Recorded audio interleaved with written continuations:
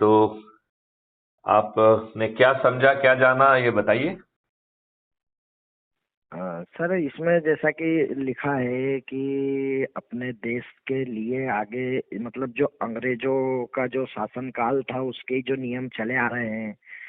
और मतलब देश में काफी चीजें ऐसी हैं जो हो सकती हैं पर अभी तक हुई नहीं है। मतलब जो आज के जो परिवेश में जो राजनीति चल रही है वो टोटल मिला के ये चल रही है कि भाई अपने जो चाटुकार चमचे आइट साइड के लोग जो अपने को बेनिफिट फाइनेंशियली दे सकते हैं सिर्फ उन लोगों को ही आज के जो नेता हैं वो आगे बढ़ा रहे हैं। और जो ईमानदार कार्यकर्ता है जो ईमानदारी से काम करा है उस उन लोगों का भी एटलीस्ट जनता तो जनता अपने स्वयं के कार्यकर्ताओं तक का ध्यान नहीं दे रही है, दे रहे हैं राजनेता आज के। बस ये चीजें मैंने इसमें देखा और आप एक नई सोच के साथ आगे बढ़ना चाहते हैं इसलिए आपके साथ आने का मैंने सोचा कि आपके साथ आऊं।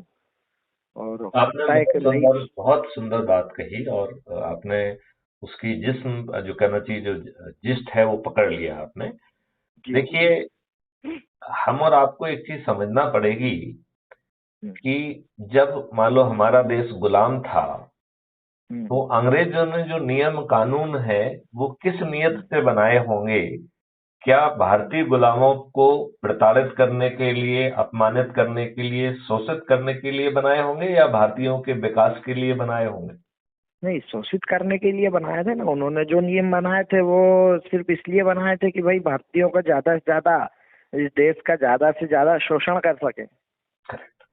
और उन्होंने जो प्रशासनिक और जुडिशियल व्यवस्था बनाई थी, वो भारतीयों को जल्दी न्याय मिल जाए, अच्छा प्रशासन मिल जाए, इस नियत से बनाई थी, या कम से कम खर्चे में भारतीयों को जो है कहीं ना कहीं फंसा के रखा जाए और उन्हें व्यवस्था के नाम से उत्पीड़ित रखा जाए, जिससे कि उन्हें कुछ करने की, कुछ की जो ना इच्छा शक्ति ही पैदा ना हो? हाँ, ये इस टाइप से बनाया था उन लोगों ने कि भाई ज्यादा से ज्यादा लोग मतलब आंदोलन ना कर सकें और ये जो अपना कानून व्यवस्था है इसमें उलझ के कोर्ट कचहरी के चक्कर में लगे रहें। इसलिए उन्होंने बनाए थे जो भी नियम थे बिल्कुल उनके। सही कहा। और उन्होंने जो है कोर्ट की प्रोसीडिंग और कोर्ट की नौटंकी करते हुए हमारे फ्रीडम फाइटर्स की बड़ी गलती ना होने पे भी उन्होंने उसे फांसी के फंदे पर जी जी, बिल्कुल। चढ़ाया कि नहीं चढ़ाया? बिल्कुल चढ़ा है ना सर। तो यदि आप देश के प्रथम प्रधानमंत्री होते मिस्टर विशाल जी, तो आप मुझे बताइए, क्या आप अपने देश की जनता पर जो है वही नियम कानून और व्यवस्था थोप के रखते थे?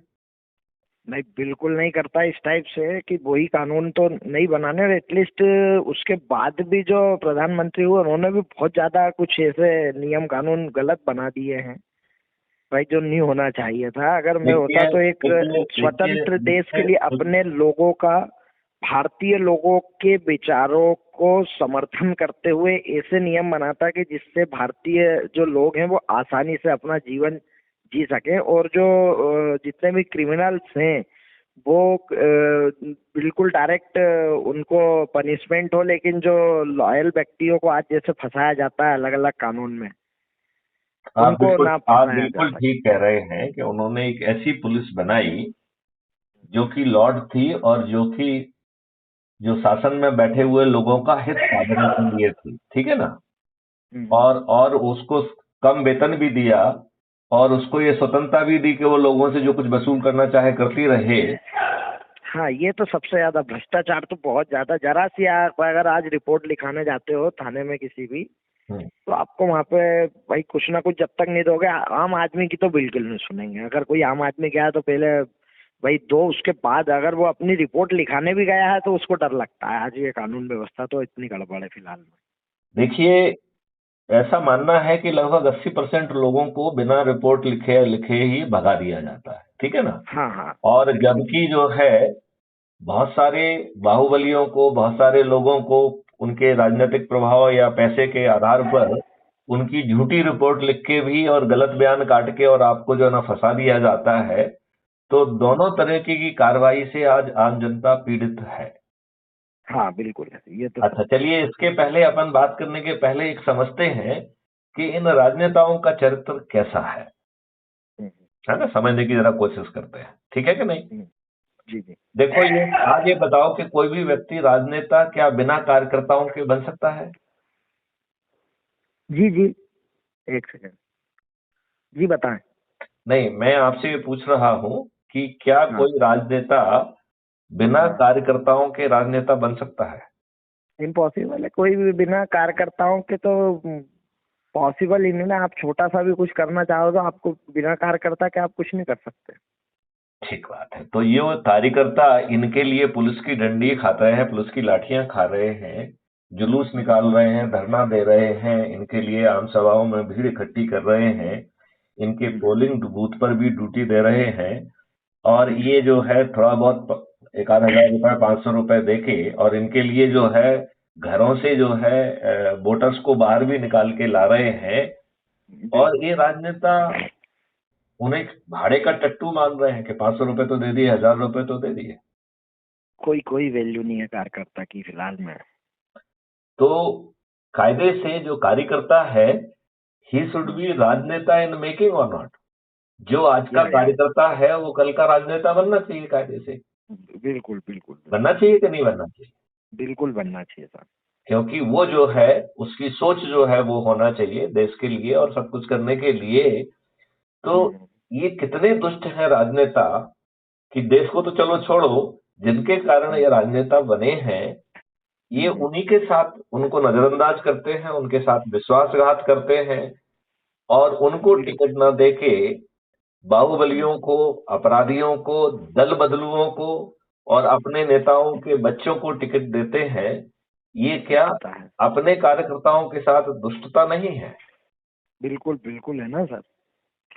भाई जो मेहनत कर रहा है, ग्राउंड लेवल पे मेहनत कर रहा है, वो हमेशा चटाई उठाते रहता है, बाकी ये सब आगे बढ़ते जाते हैं। नहीं, अब करोड़ों अरबों चटाई की चटाई संपत्ति उठाने में इकट्ठी भी करनी। कोई प्रॉब्लम नहीं है, लेकिन आपने दल बदलुओं के तहत कल तक जिनके आप पोस्टर फाड़ रहे हैं, फिर उनके लिए आप हम्म, कुर्सी लगा रहे हो, चटाई बिछा रहे हो, तो हम्म। थोड़ा सा जो है नीतिगत भी जो है भ्रम और संशय की स्थिति बनती है। बिल्कुल बिल्कुल बनते ना। मतलब कल तक जिनका आप विरोध कर रहे हो, जिनको नालायक कह रहे हो, जिनके हराने के लिए आप पूरी ताकत लगा रहे हो, कल वो दल हम्म, बदलू इनके दल में आ जाते हैं, तो आप उन्हीं की हम्म, होर्डिंग लगाने के लिए मजबूर हैं, उनके लिए भी चटाई और कुर्सियां लगाने के लिए मजबूर हैं। सही बात है। तो आपका क्या, आपकी क्या औकात हुई? आपका आपका आपका क्या सेल्फ एस्टीम क्या हुई? आपकी आपकी अपने नजरों में क्या इज्जत रही आपकी? कोई कोई इज्जत नहीं है ना। कोई इज्जत नहीं है। तो ये अच्छा, ये बताओ, ये राजनेता राजनेता क्यों है? क्या बड़े पढ़े लिखे हैं, अच्छे लोग हैं क्या ये? क्या पढ़े लिखे इनको हैं, अच्छी सोच ये वाले हैं क्या? राजनेता राजनेता ये देश को इसलिए कहीं हैं अच्छी जगह ले क्योंकि जाना चाहते हैं क्या? नहीं, इसलिए हैं कि इनको साम दाम दंड भेद हर चीज के तरीके पता है कि कैसे किसका इस्तेमाल करना और किसे कब छोड़ना। ये अच्छी तरीके से जानते हैं कि कब किसको इस्तेमाल करना है और कितना उपयोग करके और इसको निचोड़ के और फिर छोड़ देना है। ये अगर ऐसा नहीं ये करते तो इस इन्होंने, जगह पे नहीं होते आज। आपको ये नहीं लगता है कि इन्होंने, नेहरू जी ने दुष्टतापूर्वक पीपुल्स रिप्रेजेंटेटिव एक्ट 1950 और 1951 बनाया है, हम्म, जिसके कारण जो है ये दुष्ट व्यवस्था पैदा हुई और बलवती हुई। और हमारे प्रथम प्रधानमंत्री पूजनीय जवाहरलाल नेहरू खुद 17 साल तक प्रधानमंत्री बने रहे, और उनके हम्म, बाद जो ना उनकी संतानें भी, जो कि बहुत हम्म। विद्वान नहीं थी, बहुत पढ़ी लिखी नहीं थी, वो भी प्रधानमंत्री बनी। वो भी बनी, सही बता रहा हूँ। उनमें से कोई विद्वान नहीं था। सही है ना। क्योंकि कारण क्या है पहली बात तो वो खुद ही योग्य नहीं थे। जो लाल बहादुर शास्त्री जो बनना चाहिए था अपने सरदार वल्लभ भाई पटेल, उस टाइम पे उनको बनना चाहिए था। सभी लोगों ने उनको सपोर्ट किया था, सिर्फ एक महात्मा गांधी जी नहीं चाहते थे कि वो बने, तो नेहरू तो जी को छोड़ महात्मा दिया देश गांधी को। जी तो कांग्रेस के सदस्य भी नहीं थे, तो फिर वो हर हाँ। मीटिंग में क्यों पहुंच जाते थे? जो व्यक्ति के मैं अंदर इतना नैतिक वो नहीं है कि उसकी सदस्यता ले, और वो हर चीज डिक्टेट करते थे, क्यों करते थे? कह रहा अब आपको उनके मालूम है बारे में तो वो कांग्रेस के सदस्य नहीं थे? मैं इतना उनके बारे में नहीं जानता था। बाकी हाँ, एक चीज जरूर मैंने देखा है कि गांधी जी ने नेहरू जी को देश प्रधानमंत्री बनाया था, जबकि ये 12 ये सदस्य जो गांधी थे जी ने उन्होंने बनाया वोट या करा गांधी था। जी से किसी ने कहा था बनाने के लिए? मुझे तो वो लगता तो है उन्होंने खुद अंग्रेज, ने मुझे तो लगता है अंग्रेजों ने कहा था उनको। अब वो अंग्रेजों ने कहा हो या इतनी नहीं तो फिर ये चीजें मैंने नहीं यदि पढ़ी है। अंग्रेजों ने नहीं कहा था तो फिर ये बताओ कि वो जो है, पहले तो उन्होंने ये कहा था कि हम अपने जो है ना देश को नहीं बंटने देंगे, ये देश हमारी लाश पे बटेगा। हम्म, और फिर जब जो है देश बांटने का निर्णय जिन्ना उन्होंने और ही किया था। जिन्ना और जवाहरलाल नेहरू ने दुष्टतापूर्वक ले लिया, तो तो उसको जब रोकना जब चाहिए था। कांग्रेसी इस पे बहुत नाराज हुए, विशेष तौर पे मिस्टर टंडन और सीमांत गांधी वगैरह तो एकदम रो दिए, उन्होंने इतना इतना कुछ भला बुरा कहा। और गांधी जी से प्रार्थना की कि वो इंटरवीन करें। आपने तो कहा है कि आप हमारी लाश पे जो है ना देश का विभाजन होगा, तो आप विभाजन मत होने दीजिए, आप जरा कुछ हम्म, कुछ जो है ना उपवास उपवास कुछ रख लीजिए। तो आपको सही बात। मालूम है उसमें गांधी जी ने क्या कहा था? क्या कहा था नहीं पता मुझे। गांधी जी ने कहा था, देखो वर्किंग कमेटी में जो लोग हैं उनसे अच्छे लोग नहीं हो सकते हैं, उन्होंने जो निर्णय लिया होगा वो तो ठीक ही लिया होगा, तो आप हम्म, सब लोगों को उनके लिए गए निर्णय को मान्य करना चाहिए। अच्छा। जो व्यक्ति कह रहा है कि मेरे लाश पर जो है देश बटेगा, वो हम्म, व्यक्ति इतनी बात आसानी से कैसे बदल सकता है? सही बात है। तो वो व्यक्ति ग- जब जो है सरदार पटेल को 12 वोट मिले, 2 वोट कृपलानी को मिले और जवाहरलाल नेहरू को कोई वोट नहीं मिला, तो वो हम्म, व्यक्ति जो है, जिस व्यक्ति को एक भी वोट नहीं मिला, उस व्यक्ति को जो है ना फेवर कैसे कर सकता है वो? सरदार वो पटेल को जो है ना चुप रहने के लिए क्यों कह सकता है कि नहीं, जवाहरलाल नेहरू जो है आपकी मातहती में कभी तैयार नहीं होगा? जिस व्यक्ति को कोई वोट ही नहीं मिला, वो मातहती में क्यों नहीं होगा? सही और बात है फिर ये होना। भी कहा गया कि यदि मैं जो है ना जवाहरलाल नेहरू को नहीं बनाता, तो वो जो है कांग्रेस को बांट देता। जो सही व्यक्ति बात। को एक वोट नहीं मिला हो, आपको लगता हम्म, है कि उसमें पार्टी को बांटने की क्षमता रही होगी? बिल्कुल नहीं रही होगी ना, कहाँ क्या कर सकते थे वो, कुछ नहीं, नहीं, जब आप ये उनको कोई बताओ ना, सपोर्ट नहीं कर रहा देखो था। देखो जैसे जूम करिए कि 15 मई से उसको जो है 5-6 वोट मिल गए होते तो अपन कह सकते थे कि भाई वो थोड़ा फिर वो ये देश पांच को छह बांट लोग सकता उनके है, कहने से अलग हो सकते हैं। हो सकते सही हैं। बात है। तो जिसको एक भी वोट नहीं मिला, क्या वो देश को बांट सकता था? बिल्कुल नहीं बांट सकते थे। अच्छा, दूसरी बात उन्होंने ये भी कही कि भाई नेहरू जी जो है वो बहुत पढ़े लिखे और अच्छे इंसान हैं, वो विदेशियों को और अंग्रेजों को अच्छे ढंग से हैंडल कर लेंगे। तो आपको मालूम है सरदार पटेल भी बैरिस्टर थे और वो भी कैम्ब्रिज बैरिस्टर से थे। ही पढ़े हुए थे। बहुत बहुत पढ़ा लिखा था वो। नहीं नहीं, वो कैम्ब्रिज से ही पढ़े हुए थे, जहां से जो ना नेहरू वो जी पढ़े थे उसी कैम्ब्रिज विद्यालय से वो भी पढ़े हुए थे, कैम्ब्रिज हाँ यूनिवर्सिटी हाँ से। आपको मालूम है कि हाँ। नहीं मालूम है? नहीं, ये आज बताया आपने। हाँ, तो बैरिस्टर से ये पता था। वो कैम्ब्रिज से ही पढ़े हुए थे और इनसे 14 साल पहले पढ़े थे।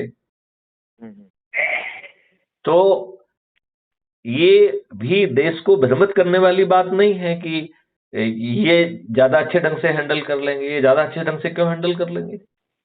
बिल्कुल नहीं है ये देश जबकि जो है की। सरदार पटेल ने जो है अपने चरित्र को, अपनी सोच को बड़े दृढ़ता से रखा। और यदि आज सरदार पटेल नहीं होते तो इस देश का क्या हाल होता? सही और बात इस है ना। व्यक्ति ने दुष्टतापूर्वक पीछे से दबाव बनाकर आर्टिकल 370 सरदार पटेल की मदद से ही अंदर डलवाया था। हम्म, और जिस आर्टिकल के शीर्षक में लिखा हो इट इज टेम्पररी क्लॉज, इस दुष्ट कांग्रेस ने जो है ना हमेशा ये भ्रम रखा कि जो है ना आर्टिकल 370 कैसे हट सकता है। अरे भाई, आर्टिकल के ऊपर हेडिंग में लिखा है कि it is a temporary clause. Temporary temporary था, पर उसको अभी तक थोप रखा देश पे। नहीं, मैं ये कह रहा हूं कि कितने दुष्ट हैं ये लोग। और आपको ये मालूम है, आर्टिकल 35A इस नेहरू ने बिना पार्लियामेंट से पास कराए, बिना संशोधन की, संविधान संशोधन की व्यवस्था का जो आर्टिकल 365 में दी गई है, उसका बिना पालन किए इस व्यक्ति ने राष्ट्रपति के ऊपर दबाव बनाकर आर्टिकल 35A संविधान में घुसेड़ दिया। तो जब ये पहली बार इन्होंने भेजा, तो राष्ट्रपति उस समय राजेंद्र प्रसाद जी थे। उन्होंने 8 पॉइंट लिखते हुए कहा कि ये संवैधानिक नहीं है, ये नहीं किया जा सकता है। ठीक है ना? तो नेहरू जी ने उसके जवाब में लिखा कि मैं आपकी सभी बातों से सहमत हूं, आप इसे नोटिफाई करें, हम आपसे चाय पर चर्चा कर लेंगे।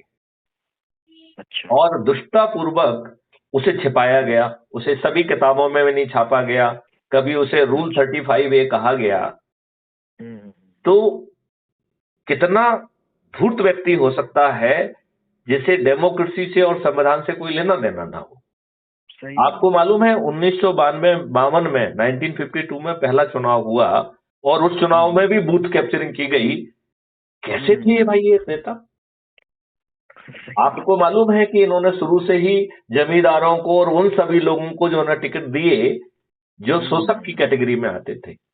जो तो बड़े बड़े लोग। हाँ, सही बात। जो जो जो आम जनता के शोषक थे, क्योंकि उन वो लोगों जो है को ना उनका इसलिए दबदबा बनाया गया। था और उनकी जीतने की संभावना थी, तो इन लोगों ने इजी विक्ट्री के लिए उन लोगों को टिकट दिए जो शोषक की कैटेगरी में आते थे। सही बात। ये कितनी बड़ी दुष्टता बहुत बहुत बड़ी। है कि नहीं? जी जी। और आपका जो है, आपने वर्शिप प्लेसेस एक्ट 1991 का नाम सुना है क्या? 91। 1991 जब 1991। नरसिम्हा राव की सरकार ने इसको बनाया था,